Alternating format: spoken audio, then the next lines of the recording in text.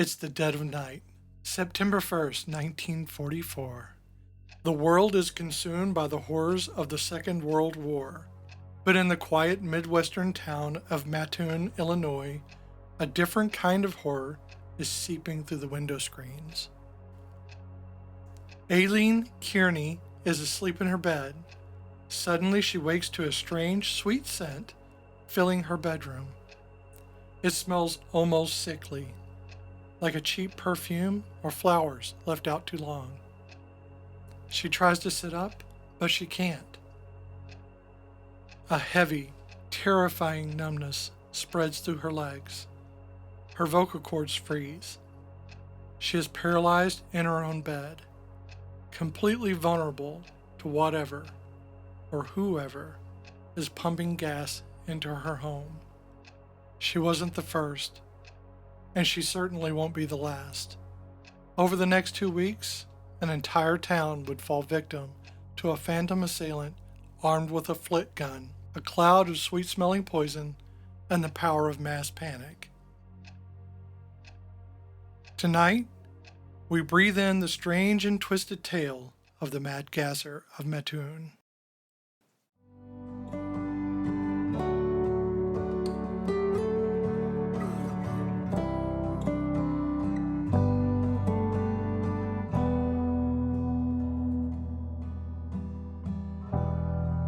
I'm Michelle, And I'm Beth. and this is Folkloric.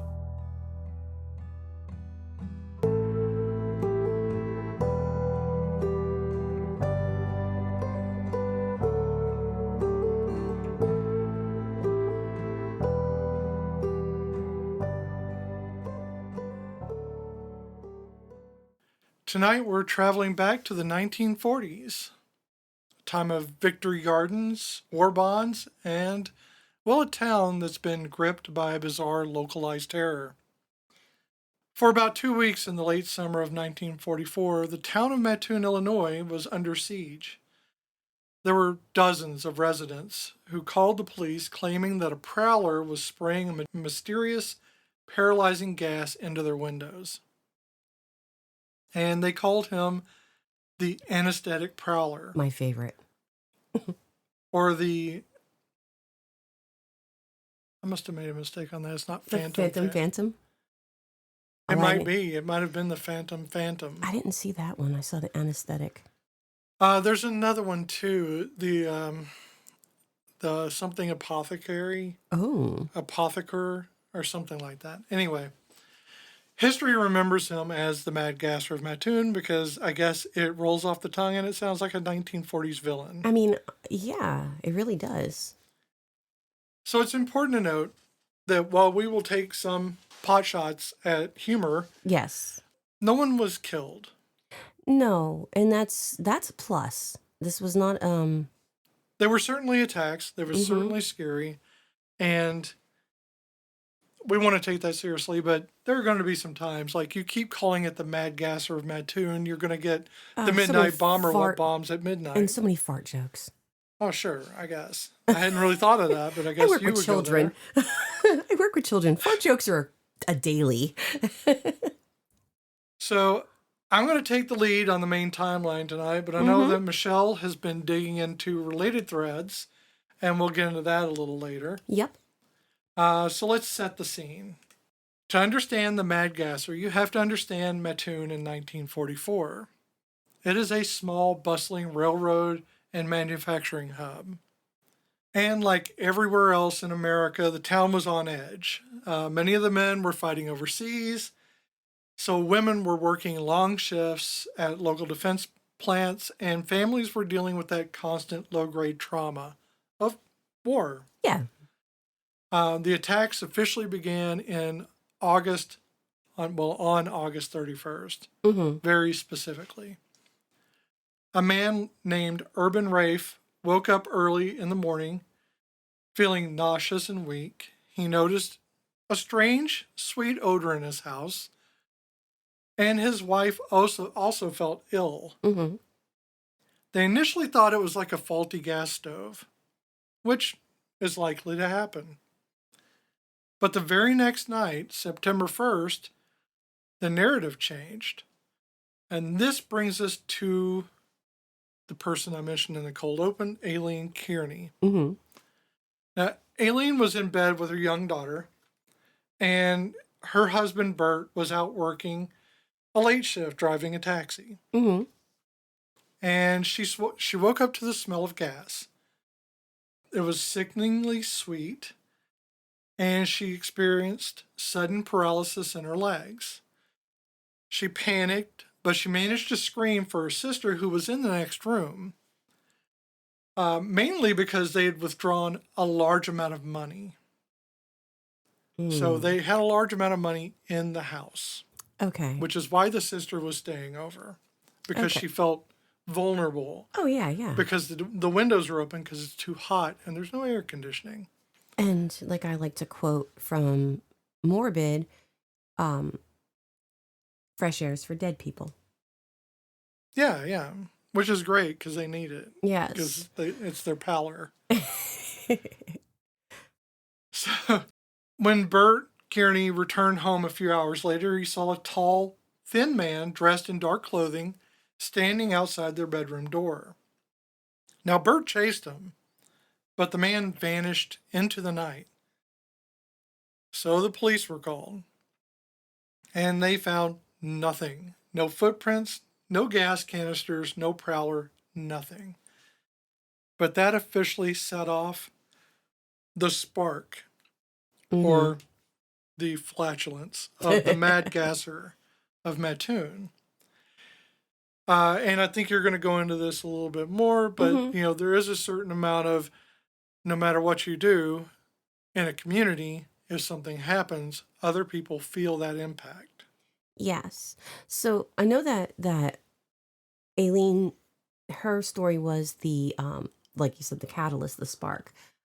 Olive Brown and George Ryder also reported Olive Brown had claimed to have been attacked months earlier. Same thing. And George Ryder, he reported an incident on the same night as Aileen. Right. And but with Olive Brown, she'd been up drinking, quote unquote, several pots of coffee, which kind of sounds like my Nana, when she heard a sound like a plop, and then she smelt the smell and then felt the tingling in her legs and stuff. So that is the result of having several cups of, or I mean, I know if I drink coffee. A lot of coffee, my body tingles a little bit too and feel like I'm floating. You've got to run to the bathroom because well, yeah, but like, I mean, you're going to vibrate at some point, you know? Caffeine's a bitch. So the Kearney incident was the spark, and the local newspaper itself was the gasoline. Mm-hmm. So the Mattoon Daily Journal-Gazette, say that 3 times fast, ran a front page story on September 2nd. The headline said, or screamed quite literally, "Anesthetic prowler on the loose." Now, that is quite the title. That is like, I mean, an anesthetic prowler. You almost are. It's hard to be afraid. I mean, is he gonna take away my pain? I mean, it sounds like the prowler's taking away his own pain. I mean, here's the thing. Is this like is there a dentist prowling around, knocking himself sideways with nitrous on his motorcycle? Oh, no. You ought to be a dentist. But so nobody seems to be robbed, right? Nobody's losing any. No. In fact, I don't think there's any incident of anyone losing anything or being hurt, other than, the repercussions of whatever the gas may be that we'll see they don't detect. Yeah, and that in itself is kind of scary. Right. And these people recover within like 30 minutes to 2 hours. Sure. So Mattoon, like I said, was a bustling railroad and manufacturing hub. So it was very busy. It had a lot of people in it at the time. So you have a lot of people in one singular area. But there were, up to this point, there were only 2 isolated incidents. But once the newspaper sensationalized it, they reported it as an absolute fact that a madman is roaming the streets, pumping poison into homes. What do you think happened? Mm-hmm. Yeah, the town reacted exactly as you expect them to react. Yeah. So and keep in mind that 1944, we did not have internet. We did not have easy ability to contact one another. While yes, people had telephones, but you had to like dial Transylvania 65000. Well, you had to literally tell the operator. Yeah. So it was not as easy as we would have now to be able to basically dispute it or to debunk it. And we, then it was that lack of, we have TV, we have modern programming, entertainment on the internet that kind of has made us jaded towards a lot of this stuff. And when you hear about it, you go, oh my God, that's crazy. Well, on top of the fact that people are getting their news from the newspaper, Mm-hmm.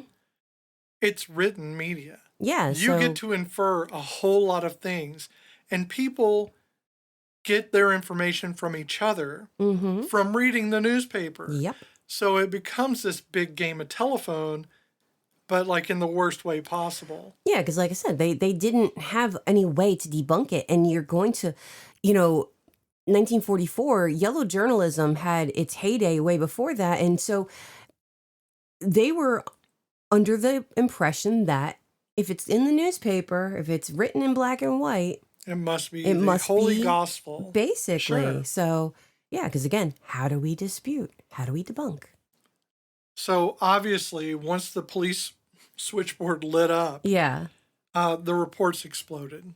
By September 5th, there were like 4 new attacks. Mm-hmm. By the 6th, there were even more. And people reported waking up to that same sweet smell. They reported vomiting, weakness, burning lips, and temporary paralysis. Mm-hmm.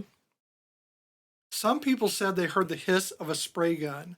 And that's what a flit gun, Mm-hmm. for those that don't know, is.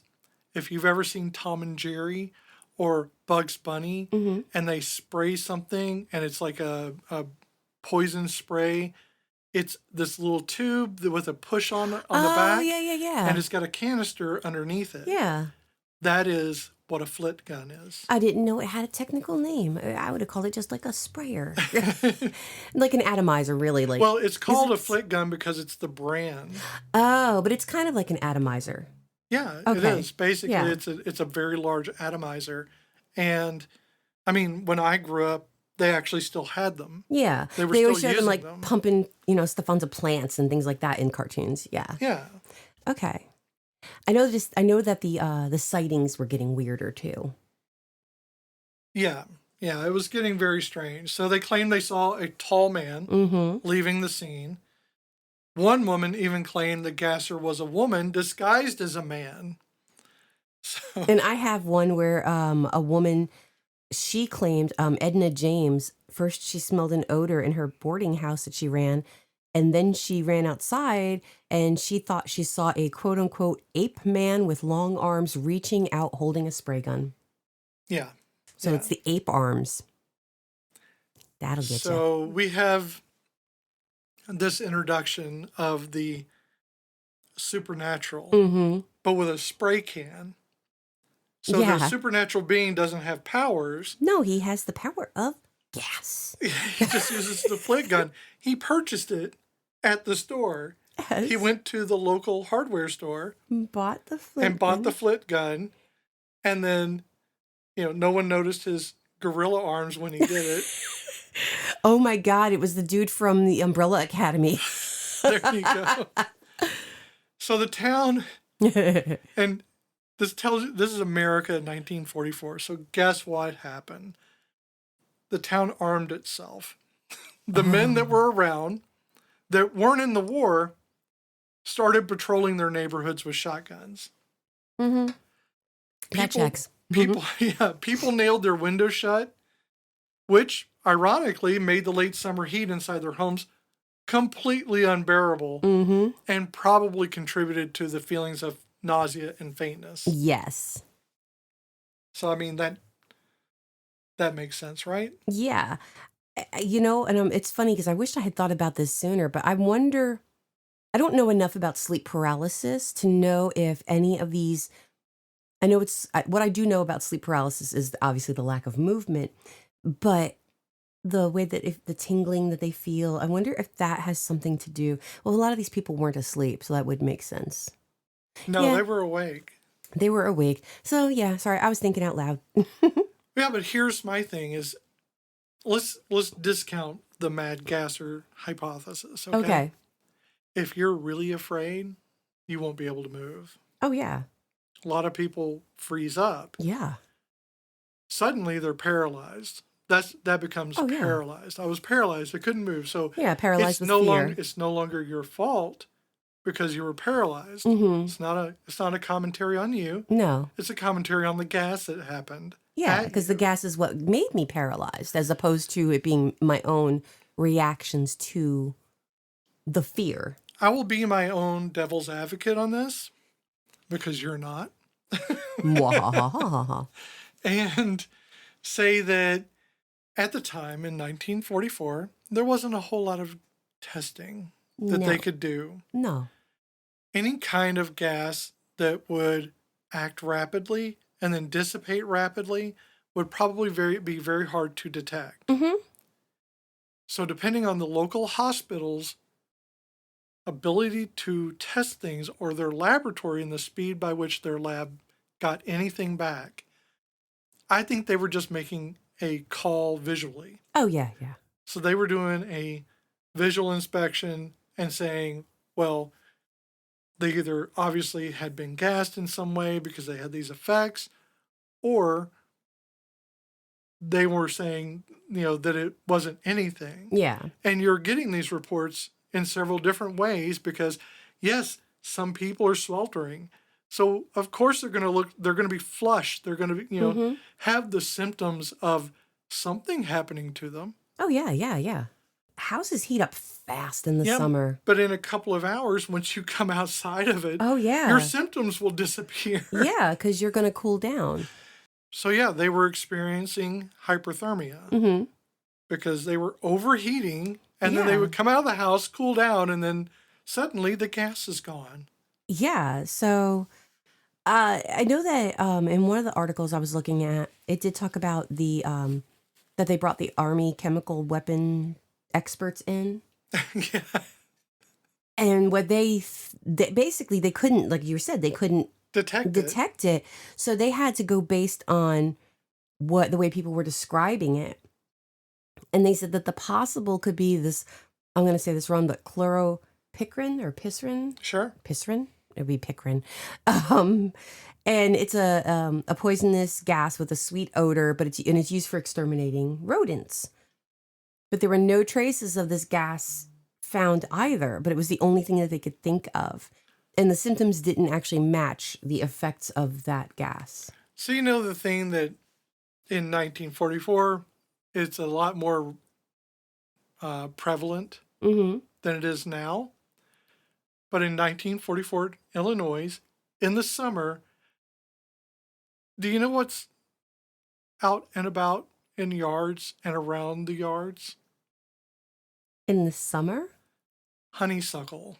Oh. So the sickly sweet smell that they're smelling could be the honeysuckle. It's just the fact that there's a bunch of honeysuckle around the area, and the hotter it gets, the more of that smell you get. Oh yeah, it's a very heavy smell after a while. That is my guess. Yeah.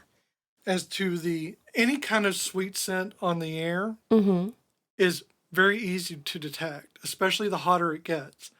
But honeysuckle is pretty prevalent, especially back then. When I was a kid, in the 70s, it was very prevalent. You don't even see it much anymore. Yes. But it was everywhere. And in the summer, it would be very thick outside. I can imagine, yes, you're smelling a very very sweet sickly smell. Yes. Because the hotter it gets, the more it smells. Yeah, yeah. So, that is my guess. Mad Gasser is just a pretty flower on a vine. That farts. I guess. So, the Mattoon was, by mid-September, a complete fucking circus. Oh, yeah. Okay? They had clowns, and they had rides. It was more of a fair than a circus, to be fair. Fair. Now, the state police had to be called. They had to manage armed vigilantes roaming the streets. And the FBI, ever present in the 40s, Yes. even opened a file. But here's where everything starts to take a turn, is that the investigators, as we said, looked closely at all the evidence and they found nothing. Nothing. Absolutely no evidence to support any of this. But they still had a list of suspects. Right. First, despite dozens of attacks, nobody ever died. Nobody was permanently injured. And the symptoms, as we said, vanished quickly. Mm-hmm. Second, the local doctors who examined the victims found no physical evidence of poisoning, no chemical burns, no residue, no residual toxins in the blood. Third, and perhaps most importantly, the chemist pointed out that it was scientifically impossible for a gas to work the way the victims described. To paralyze someone from an outside window, the gas would have to be incredibly dense and concentrated. And it couldn't just dissipate instantly once the police arrived. It would have to be heavy. Mm-hmm. So it'd have to have more weight than the air for it to be effective. Yeah. And, I mean, you know, gas expands to fill the size of the container. How big is the size of an open window? Oh, yeah, yeah. You know, so you're not really going to get anything from that. Finally, the Commissioner of Public Health, Thomas Hoover, no relation to the Hoover Dam. J. Edgar. I don't know. Maybe it is. Who knows? I mean, somebody knows. Boldly declared that the entire thing was an illusion, not a hysteria, but an illusion. Mm-hmm. He didn't mean the people were lying. He meant that they were victims of something called mass psychogenic illness, which we have covered before. Mm-hmm. Them dancing feet. Right. Yeah, in the Dancing Plagues, we covered this. It is what we commonly call mass hysteria. Dogs and cats living together. Mass hysteria. Best line ever. And you can thank the Mad Gasser. Once the state police issued a statement threatening to arrest anyone who called in a false alarm, the newspapers shifted their tone from mass gasser to mass panic. Mm. So now we have a nice heavy metal band name. The Gas Panic. The Mad, totally. Mad Gasser Mass Panic.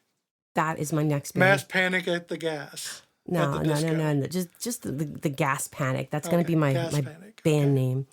We're a punk ska band. Bunch Every of lesbians. time I get Parks and Rec in my head. Yes, but they're lesbians. The attacks magically stopped, of course, and by September 12th, the Mad Gasser of Mattoon was gone forever. Although I really think they should have a Mad Gasser of Mattoon statue in the center of town in which you can put your hand on its booty. On his shiny butt. So you can have a Mothman booty. Kind of, but a Mad Gasser booty. Yeah, it's just so weird. So let's take a look and let's wildly speculate about what actually happened in Mattoon. So psychologists view this as a classic textbook case of mass hysteria. Mm-hmm. You had a population already suffering from anxiety of wartime. Yep. Women were sleeping alone in their homes. They were terrified of getting a telegram that their husbands were killed in action. And then a local newspaper, which is respected, tells them there's a literal monster outside their window. And every creak of the floorboards, every strange smell is suddenly attributed to the Mad Gasser.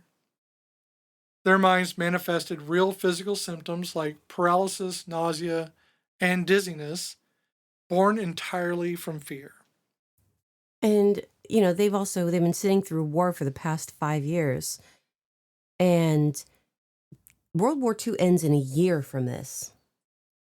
This is 1944. Yeah, we're in the thick of it. Yeah, and so they've got only one more year left of the war, but they don't know that.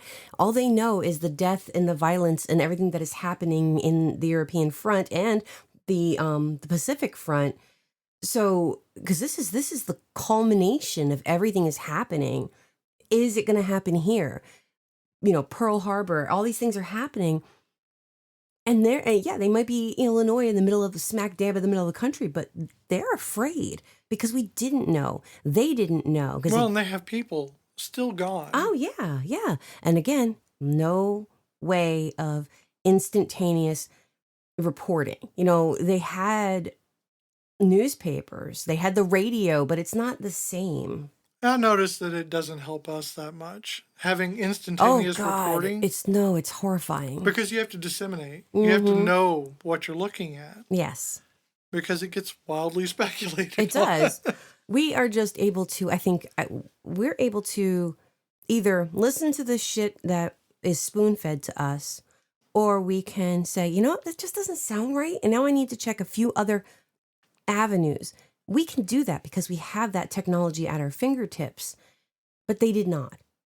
Well, even though the local newspaper changed their tone and the experts were telling people, there were still some holdouts. Mm-hmm. So we had some researchers pointing out that Mattoon had like a lot of industrial plants. The Atlas Imperial diesel plant was nearby. Mm-hmm. And some believe that a shift in the wind could have blown toxic fumes over the town, causing those initial illnesses. Okay. Others believe that there was actually a prowler. They're still going to go with the prowler. Why not? On the first 2 nights, and it was just a creepy guy looking into windows. And maybe using a cheap bug spray to ward off mosquitoes, which caused the sweet smell. Although I think that's unlikely. That's unlikely. They're loud. Those sprayers are not quiet. Yeah. Why would they do that? No. These are not closed windows they're looking through. They're open windows. Yeah, there's like a clunk, clunk, clunk, you know, 'cause it's metal on metal. Yeah. But whether it's a phantom born of wartime trauma, industrial pollution, or a guy with a spray gun, the Mad Gasser left a permanent mark on American folklore. And I know you've been looking into a very specific angle to this story that sheds light on how these urban legends can take root. Mm-hmm. So why don't you tell us some of that? Well, really quick though, I want to point out that the part that I think resonated with me about this one when I was reading it, and I thought I was going to wait and see if you said it, but you hadn't mentioned it. So they did have the list of suspects, like I had said. One of them, the theory was it was a disgruntled high school chemistry teacher. One of them was a possible violent prankster. Even an escaped Nazi or Japanese prisoner of war. They even investigated an eccentric, wealthy person who was known to have a laboratory in their basement. Yeah, it's... They called mental hospitals to see if anybody had gotten out. I mean... Wildly speculating. And a woman shot a hole through her kitchen because she accidentally shot up her husband's shotgun because she thought she heard something outside. So, yeah, it's... She did it right, though. You don't have to really aim. Mm-hmm. You just have to get through the wall. That is true. Our son did that. Wasn't aiming. He just shot a shotgun. That's right. He did manage to get a hole through the wall. Oh, God bless that kid. Okay, so I'm not necessarily going to talk about like the what causes mass hysteria, No, you're But going there to are give some, examples yeah. of So mass hysteria or, well, of group think. yes. So I'm going to start with, and a lot of these we may actually go into deeper at a later date. Really kind of love I love the one you're about to do, though. I really want to talk about it in depth one day. Oh no, and I'd like to go into more because I think there's more haunted musical instruments, but this one has a history behind it that I think is pretty interesting. So the glass harmonica or glass harmonica, it depends on who's telling the story and what they call it, was an instrument that was literally created by Benjamin Franklin. Yeah. And so think of, the people who play the glasses with the half the water, and think of that sound, but these are crystal bells of varying sizes, and they're kind of like stacked in each other from smallest to biggest, and they turn. And the best way to describe it would be that these are a lot like margarita glasses. Yes. Stacked inside each other without at varying sizes. Without the stem. Right, at varying sizes. Yes. Sideways. Yeah, exactly. And I think they play it with gloves. Oh, maybe, they do. It has to be very clean. And so, I actually did see it demonstrated once. I was present in New York. I watched them demonstrate a glass harmonica. Okay. So the instrument has a history of the rumor is that it can cause madness in either the person who's playing it or the people who are listening to it. And this can go both ways. And it can also be both. I've heard it both ways. Yeah, exactly. So the thing about this instrument is if you've never heard it, it is kind of subtle and soft. It's not an instrument that you can, you don't usually hear it above the orchestra, let's put it that way, because an orchestra can be pretty loud, and this is a bit of a mellow tune, and there's just a lot of history. It was popular for a minute; people would go and see it, but it grew out of popularity due to how hard it is to hear. But it also has this legend behind it. So there is supposed alleged effects from playing the glass harmonica. A German musicologist, and I'm gonna mess the name up. It's Johann Friedrich Rochlitz. Maybe. Sure, let's go with that one. So he said that it's gonna rocklets like a hurricane. It's gonna rocklets like a hurricane, and Amadeus. The harmonica is it excessively stimulates the nerves and plunges the player into a nagging depression and hence into a dark and melancholy mood. That is an apt method for slow self-annihilation. Is that what I did? Yeah. So there are 3 things you should keep in mind if you are going to go and see a performance or learn to play the glass harmonica. If you are suffering from any nervous disorder, you should not play it. If you are not yet ill, you should not play it excessively. And you should not, if you are feeling melancholy, you should not play it, or else play uplifting pieces. What if I'm playing it and I'm straight up illin'? Then you're a gangster bitch. That's right. So Marianne Davies, who is actually a descendant of Benjamin Franklin, they think she is like a great niece or something like that. She played flute and a harpsichord, but she also was very proficient at the harmonica or harmonica. I'm going to say it both ways because it depends on how it was written, and that's how I put it in my notes. And she did a lot of public performances. So after touring for many, many years in duo performances that she did with her sister, who is a vocalist, she also was said to have been afflicted with melancholia and attributed it to the plaintive sounds of the instrument. She died at the age of 39 of pneumonia, or an illness like it, they were saying. They said that a lot of people died young who played this instrument, but Benjamin Franklin lived a very long life. I think they have a causation issue. They do. So the harmonica achieved, it was like very vogue, very, had like a lot of fads, and it kind of, it came and it went. And like I said, it has a very soft producing mechanism that is not sufficient. It's not a powerful sound. It's not going to fill a big music hall where like a violin or a cello would be able to. It has resonance. It doesn't have amplitude. Exactly. And I'm going to explain a little bit more about that in a minute. So the instrument was also known to break very easy. So it's not something that people really wanted to get involved with. My margarita.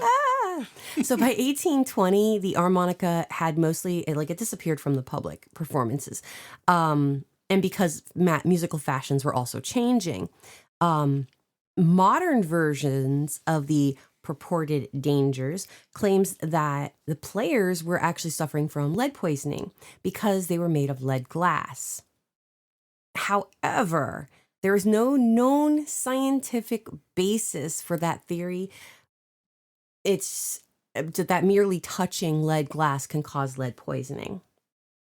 So while that was more common in the 18th and 19th century to become poisoned by lead, it's most likely that it was not from the harmonica. And even if the doctors could, they prescribed compounds to have, lead poisoning, taken out of your system, it was such a trace amount, it wouldn't have mattered. And in players in Benjamin Franklin's day, they got their instruments and would likely have been they didn't die from lead poisoning. It just didn't make sense that they would say that it was lead poisoning. Again, this is all hearsay. And in the 18th century, though, white crystal was developed, and the devices were then made of this. It's a kind of a quartz, kind of a pure silica glass that was eventually replace the lead. Yeah, and so it was like the white crystal took over in 18th century, and then in the 20th century they started using the pure silica, like the quartz, and for they said like for scientific purposes is what they were saying. I'm like, what? But this is the one that got me. That may be because it's not reactive. Yes, but here's the part that got me when in my research, and this is where I could see it being weird. Human bodies are fucking weird, people, okay? Our brains, our bodies, our ears, our eyes, they do some shit that we have no control over. And it's like the uncanny valley of audio is what this does. Okay. So human ears, any sound that is above 4 kilohertz is what we use to differentiate between right and left. Okay, it's how our ears work. Anything below the 1 kilohertz is called a phase difference, and of sound waves. That it arrives. We have to use that phase difference to determine which side it's coming from. But so it's two different things. We either have triangulation, which is the 4 and up, or this phase differences 1 and under. The harmonica plays in 1 to 4 kilohertz range. Oh, okay. So it's right in that middle area. So it's just they're fucking with your head. Exactly. So this range is with like the sound is where our brain goes, where the fuck is the noise coming from? And because our brains are the only organ that is aware of itself. So it thinks in those terms. Where the fuck is the sound coming from? It's in the house. I think this equates to the Mad Gasser in a very real way, because we really, humans like to think of themselves as outside nature, as viewing it and not being a part of it. That's why everyone's always surprised when they get killed by a bear. Yeah. They exist and they're mean. No one is just like, oh, of course I was going to get killed by a bear. They're always surprised every single time. Oh, in look fact, at the little Pooh Bear. 100% of bears report surprise on the faces of the humans. Those idiots, man. How did they not know? We are not outside of the environment. We are in the environment. It brings back to mention one of the things we talked about in a previous episode of this, in which the kilohertz or the frequency of something caused someone's eye to start wobbling and made them see hallucinations. Exactly. So they had a visual hallucination because her eye was jiggling because of resonance. And in this case, it is sound. In the Mad Gasser, it is heat. It is being affected. They are being affected by the environment around them, and they're just coming to a conclusion they must be being attacked. Exactly. And keep in mind, we have liquid in our eyes. We have liquid in our ears. These things, they deal with, and we have crystals in our ears. So these things do resonate with certain frequencies. And that was one of the ones that really that made me go, yeah, no, I can see how that would confuse the brain into thinking there's something not quite right. And I guess prolonged listening to it and playing it, or just being exposed to the frequencies, I could see that causing depression. Yeah, we're just basically a sentient bag of water. Oh, we are really, really, really. So we're like one step away from jellyfish. So, honestly, Benjamin Franklin loved this instrument. He called it incomparably sweet. And in a letter that he wrote, he says, and I quote, "The advantages of this instrument are that its tones are incomparably sweet beyond those of any other, that they may be swelled and softened at pleasure by stronger or weaker pressures of the finger, and continued to any length, and that the instrument, once well tuned, never again wants tuning." He loved it. I bet you he played happy tunes. I don't know. I think he did Maudlin. He might have. I could see him being a bit depressed. That was my longest one, so don't get, I'm not going to go on and on and on. I see him playing in a ska band now. What was the name? The gas. What is it? The gas? I don't even remember, I don't remember our joke. I don't remember our own The gas joke. panic. It was that. Gas panic. Mad Gasser gas panic. Panic at the Mattoon. So, another case of mass hysteria. So while that one is more of a subtle mass hysteria, it is considered mass hysteria because enough people believe that by listening to this harmonica, you're going to get depressed and go crazy. So now we're going to talk about the Hammersmith ghost hysteria of 1803. Not to be confused with the Aerosmith ghost of 1803. Basically, in the town Still had Steve Tyler. Yeah, I'm not surprised. It was when his voice was really clear. So in November 1803, in the neighborhood of Hammersmith, which is in West London, there was, a ghost. And yeah, I know. There was a ghost. It was there and it walked away and we never saw it again. I don't know. So the ghost was seen by a lot of people. And at first people thought it was a recent suicide victim that was buried in the churchyard in Hammersmith. And it was in accordance with a popular notion at the time that suicides should not be buried in sacred grounds because their souls would be unable to find rest. We all know that is poo. But people who witnessed the ghost reported that it was very tall, clothed entirely in white. Some people added horns, glass eyes, and how would you? You can stick anything on an imaginary being. Oh my God. All you like. You can. It's the Mr. Potato Head of ghosts. I swear to God, if there was a rumor like that in our area, I would say that I saw the ghost and it had Google eyes. There you go. Mine would have troll hair. Troll hair.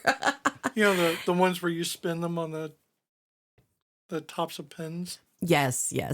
So some people were saying that they didn't just see the ghost, that they were actually assaulted by it.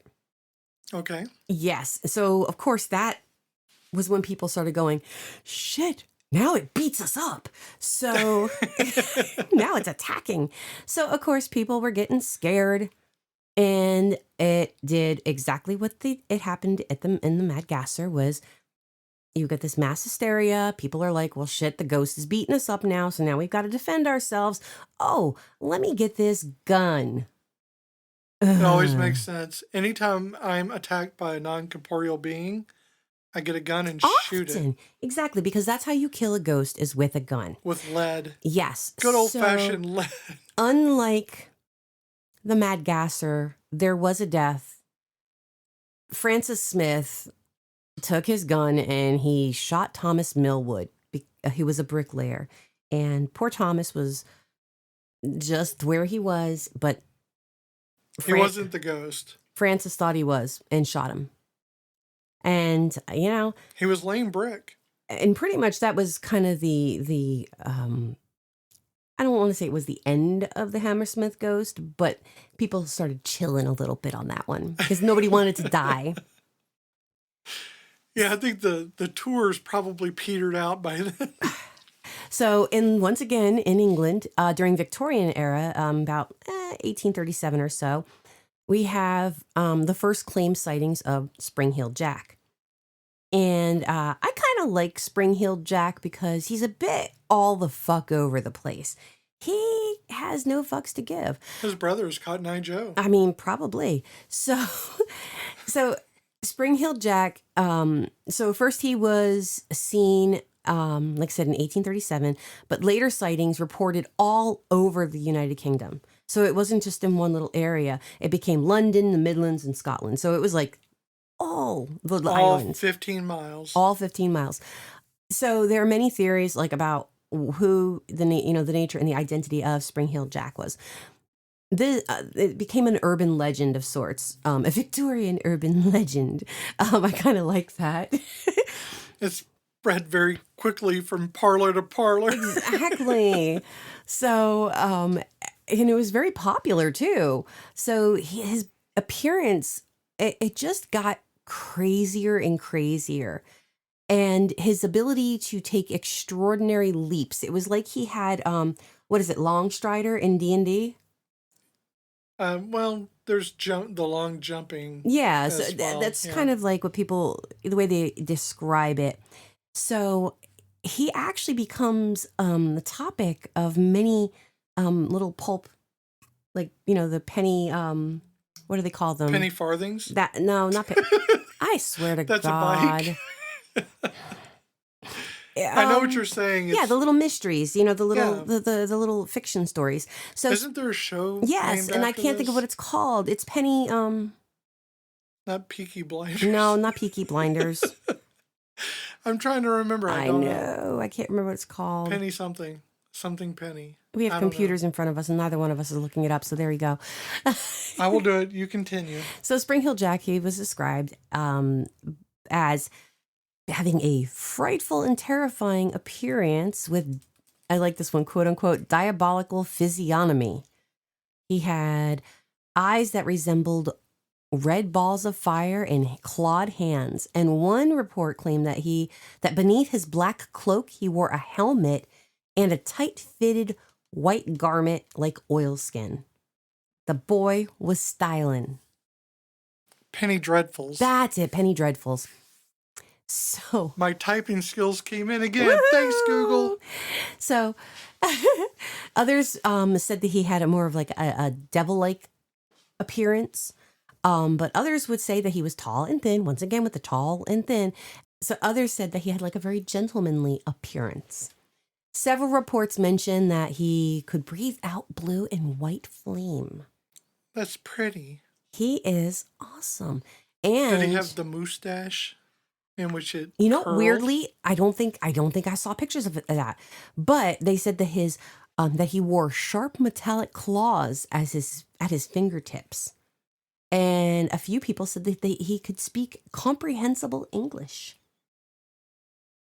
Again, as opposed to the incomprehensible English. Yes, and the thing about Spring-Heeled Jack is that people believed they saw him, and for this period of time, people would we were out walking and we saw this thing, and and it becomes more and more fanciful, but it just grew out of fashion to talk about him.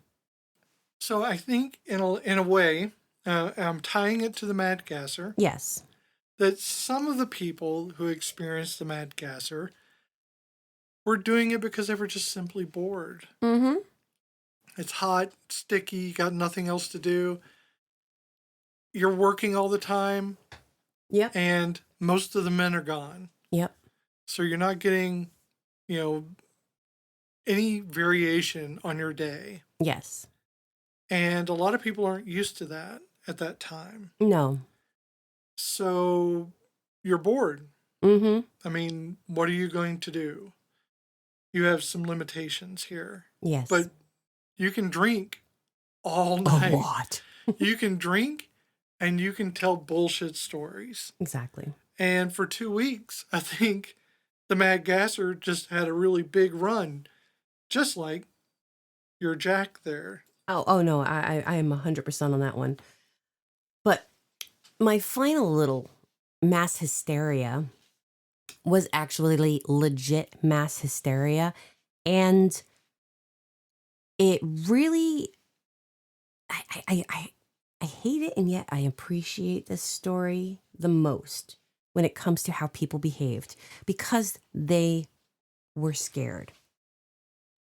In 1938, on October 30th, the Mercury Theater radio series put on War of the Worlds. It was directed and narrated by Orson Welles. It was an adaptation of the H.G. Wells novel, The War of the Worlds. It was a convincing audio play because people who were listening at home on the radio really thought that that Martians were invading. Again, 1938, my friends.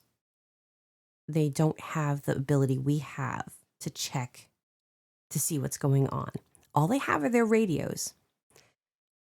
So the first half of the program was delivered in a realistic breaking news format. So if you come into something late and this is what you're hearing, that could be a little unsettling. It's kind of like those of us who went to go see the Blair Witch Project because we saw the documentary in the middle of the night and went to it thinking that it was actually real. Not embarrassed about that. It was done well. It was done well. It was. Say what you want about it, but it was done well. And I was They did scared. a really good job on that. Exactly. I mean, it sold the movie. Yeah. And that's kind of how I equate this, what happened here. So again, we're getting this news bulletin, the energy. I'm trying to get Sure. Yeah, there was an energy, this breaking news, like that imperative kind of Imminent danger. That's it, imminent danger. And there were very few commercial breaks through the Mercury Theater. They did not, when they were on the air, they had very few commercial breaks. Sure. So people didn't have the interruptions. So the first break comes after the reporters had described the devastation in the alien invasion after the fall, quote unquote, fall of New York City. This apparently, people were confused, and the fear among the listeners was just palpable. It began to, they were calling into the radio station, they were calling the police stations. People were scared that this was going to happen to them. And there is a popular legend that people were listening to a more popular programming, the Chase and Sanborn Hour, and that when the music interlude happened on that show, they switched over to and caught it part way. But unfortunately, the modern research has proven that that's most likely not what happened. The people were just genuinely invested and very much afraid. So they might have missed, the ones who did do that, though, they might have missed Wells's introduction. So officials at CBS who owned the Mercury Theater and the programming there, they became aware of the public's reaction to the show. And they were trying to get them to stop the production midway. But yet, Orson Welles dug his heels in and they continued it to its conclusion. The panic, it went on for days. So the media outrage was like within the hours, and the program's news bulletin format that described it was described, sorry, as like a deceptive way to perform, to act. And some newspapers and public figures were really, really mad, and they wanted broadcasters to be regulated by the FCC. They were just like, this needs to be taken. They should never have done, da, da, da, that whole public outcry from these officials. Wells apologized in a kind of a thrown together conference the next morning, but obviously no punitive actions were taken. And the broadcast and subsequent publicity brought him basically 23, he was only 23 at the time, brought him so much attention, public attention, and he became known as this like trickster, innovative storyteller. I mean, because again, at that time, that was pretty good. Think about movies that we have now that are like, not just like the Blair Witch, but that have that kind of news. That hit virally. Yeah, sure. And it's got that bit of reality. And that is what made it scary, was the reality. It could have just been an alien story, but you have a news bulletin in the beginning, and then you have the on the site, of seeing the aliens going through and taking over New York. And I don't know if, how many have actually gone and listened to the original or read the screenplay of the original, not the H.G. Wells, but the Orson Welles version. I could see why they would have been afraid. So I didn't know you were going to do this one, but it's kind of funny. I actually saw a documentary on this. I wish I could remember it. I'll look it up later and see if I can find it. It never happened. It never happened? No. There were some quote-unquote panic reactions in which they called the cops to confirm it. Very localized. Only 2% of listeners were listening to the show. Oh, wow. The newspapers set this up. They took the verbal, panics where they're saying, oh yeah, some people are panicked, and they just went crazy with it. The newspapers really played off of each other because they were dying. The newspapers were not doing well. So they literally caused this entire myth. Wow. By falsifying what was happening. Rather than reporting the news, they reported the sensationalism of it all. I wish my research had gone into that, because I feel like kind of dumb that I did that as hysteria. No, that actually, it sets a perfect example for what you even looked up is still trying to display it as fact. Okay, yeah, you're right. When there's almost no evidence. Bunk History did this already, and they found that there's almost little to no evidence of widespread mayhem in the streets of New York due to this. It was very localized. The newspapers were facing a loss of ad revenue. They used sensationalism in their headlines to paint radio as irresponsible. They were trying to get their audience back. And just like getting the FCC involved. And so don't feel too bad for radio when video kills them. Okay. But I mean, I didn't think people were panicking in the streets, but I do know that they were saying that, people were calling the police and they were, bunkering in their homes, but I don't know how true that is. No, they were calling the police to confirm, and then it was, it's just a show. Okay. So no one was losing their minds. No one was jumping out of windows. No one was arming up and getting ready to have a war. These people were concerned.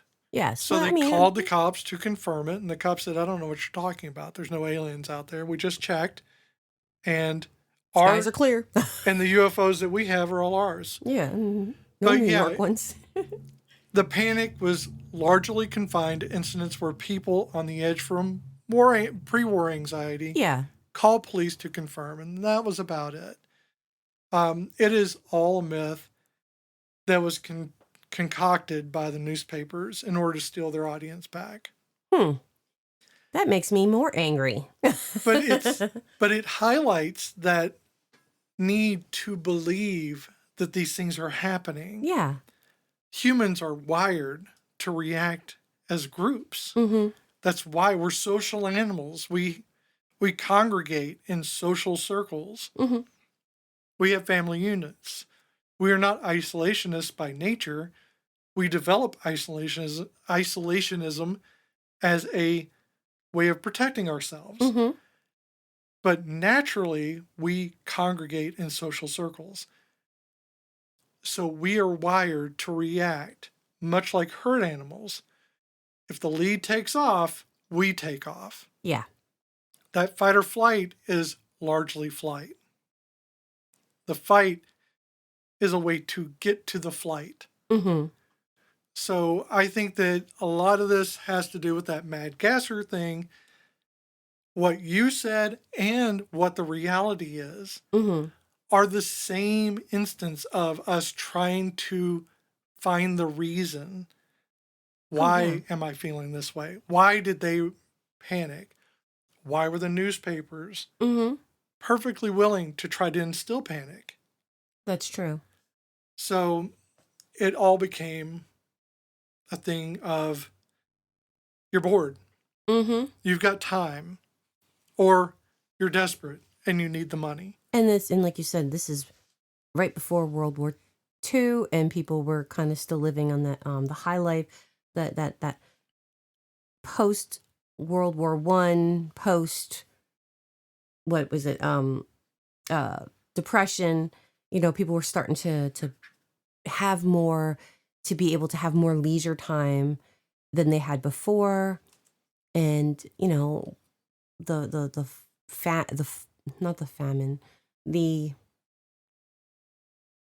feast before the fall, really, because it's not the famine, right? Because that's it. They were the entertainment was building, and they needed that entertainment, and sometimes an idle mind needs to fill itself with little, you know, tricks and trades, and again, as much as I know that, you know, the supernatural, the paranormal, that stuff exists in my mind, a lot of it I do believe is psychosomatic, that we create it for ourselves. Yeah, I mean, it's the things that we do as humans. Mm-hmm. Your mind produces the reasons for things. It's how you find a face in wood or in a donut or toast. Well, that's what I was saying. With the harmonica, it was almost like the uncanny valley of our hearing, the audio version of an uncanny valley. But one thing I didn't do these other mass hysteria stories, but what I thought was interesting, because they just didn't have a lot of depth into them, but there were a couple of stories about quote unquote slashers, different parts of the world. There's multiple ones. I think one was in Africa, one was in Taiwan, one was somewhere in the US. And people were believing that there was this quote unquote slasher on the loose, and they were like claiming to be attacked. But in the reality of it, the marks that they would have on their bodies would either be like scratches that they induced, like not realizing, or like opening up an old scratch, that had started to heal over. So they weren't legit quote unquote slashers. I keep saying the quote unquote part because it's like they're not slashers, but people believed that there was a man out there. Kind of like in the Kirkyard. Mm-hmm. Yeah, the Kirkyard. When we were talking about it in the last episode. Yeah, in the Greyfriars Kirkyard. Is some of those issues or some of the damage that people suffered were from themselves. Yeah. So our brains are sometimes our worst enemy. And sometimes they're just interesting. Because again, it's aware of itself. That always freaks people out. My brain is aware. That's the Mad Gasser. I mean, I don't want to go too deeply into it. There wasn't really anything there. No, there really isn't. But there is something there. The interesting thing is they did it as a group. You know, they did it as a group Community. of people. They did. They got together and they had a hysteria together. And they can be proud of that hysteria. At least they didn't shoot anybody. Looking at you. It's true. Francis. No one had lasting injury and no one was killed. Exactly. That is a great hysteria. Mm-hmm. You know, it gave them things to talk about for years. I'm sure people talked about it for their lives. Mm-hmm. And it gave them an interesting story. Exactly. This has been Folkloric. If you like what you heard and you have a tale or two to share, not just about today's topic, but any old scary or odd story that you would like to hear us talk about, send us an email at folkloricpod@gmail.com or join us on Instagram and Blue Sky at Folkloric Podcast. Please make sure to follow and subscribe to Folkloric wherever you listen to podcasts. And check out our other podcast, The Cozy Quilt Cinema. Till next time, our friends. Bye. Bye-bye.